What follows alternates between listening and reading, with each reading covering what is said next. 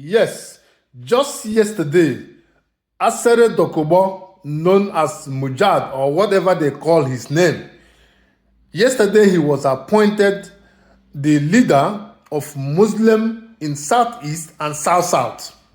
If you look up, you will see men standing with Asari Dokubo. They are Igbo guys. They are not Ijo. According to him, Ijo. Those people you see there, they are not Ijo.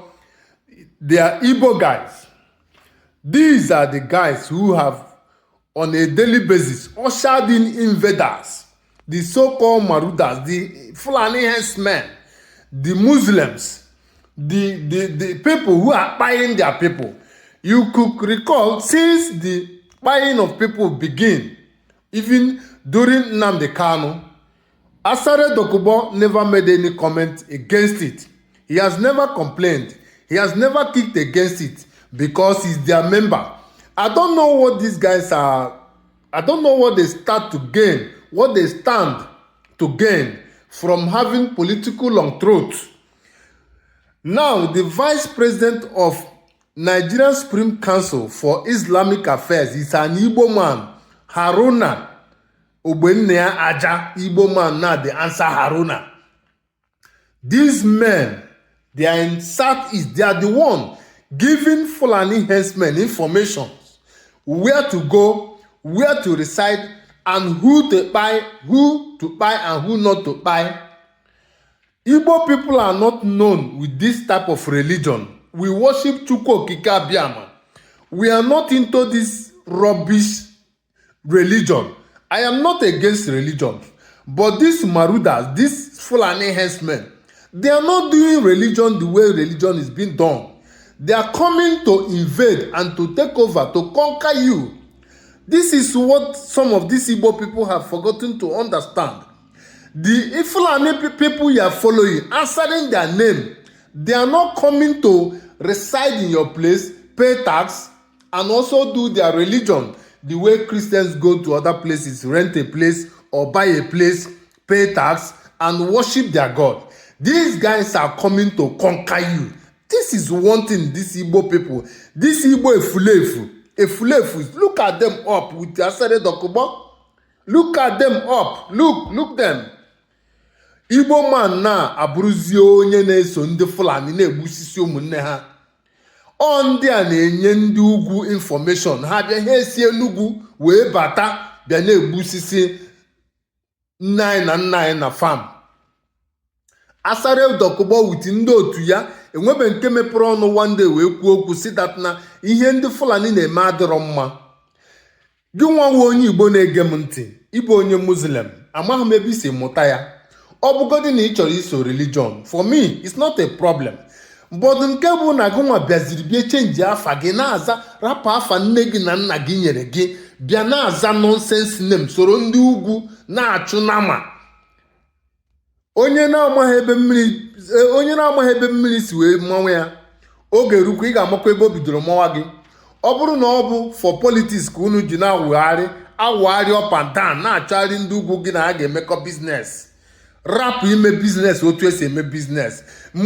Islam is not business. It will lead you to nowhere. At the end of the day, when you are gone, when your children are also gone, these people you are bringing in now will be the one to occupy where you are living. That is why I said, onye amara ebe mmiri si wee bido maba ya, mgbe o setịrị ị ga-ama ebe ọ ga-ebido mmaba gị. Enwekwa mmọchị m nwere ikwu hia.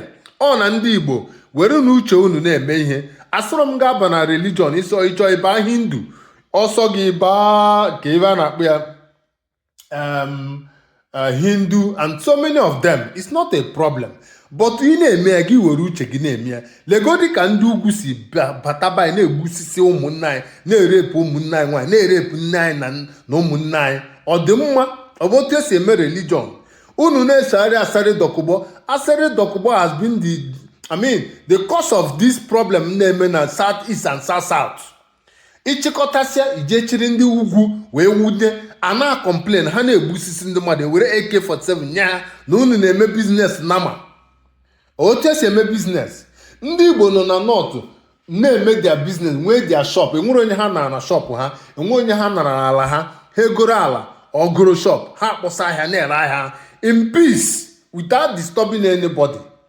Nke unu bi unu akpọrọ ndị ugwu, ha chere na ma chibata na farm were ihe niile ndị mmadụ kọrọ na farm fiam atachapụ repuo ha n'enu wee gbukwe ha n'enu ya. Ọ bụ na ọ dịghị mma na emu ọ dịghị mma, mana gụnwa na-eso Asari Dokubo na-aza Mujad onye na-aza Haruna Ogbenna visi nonsense name, ndị ara ndị efurefu everywhere. Chukwu ga-akpọ unu ọkụ, unu niile na-eso Asari Dokubo na-ezuzu na-azagharịa nonsense name for politics or for what? Ka ihe ga-abụ your gain ị ga-enweta isoro onye ugwu kpọmata onye ugwu ọ na-egbusisi ụmụnne gị na-erepụ ụmụnne gị nwaanyị isi na ị chọrọ ibu Islam ndị Igbo na-eme Islam enweghị gbasara ndị Igbo na Muhammad na Islam. Ị chọrọ ime ihe Muhammad ijekwuru ha n'ugwu rapụrụ ya ana Igbo anaghị abụghị ndị Muslim. Ihe ha na-eche ime ihe a bụ ka ha bata bịa wee nwee chance wee kọnka gị were uche gị mewe your religion. Ha bata ha akọnka gị were ebe ibi ịnwụọ ụmụ gị nwụọ ha ewerezie ọnọdụ be gị. Ọnya a chọrọ ime were uche gị na-eme religion.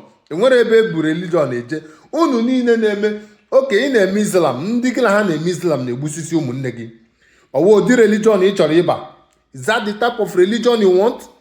I don't want to talk too much, but anyway, I will see many of you in comment section. Look at what this one they've given president of Muslim in Southeast and South. We are not Muslims. We are Christians.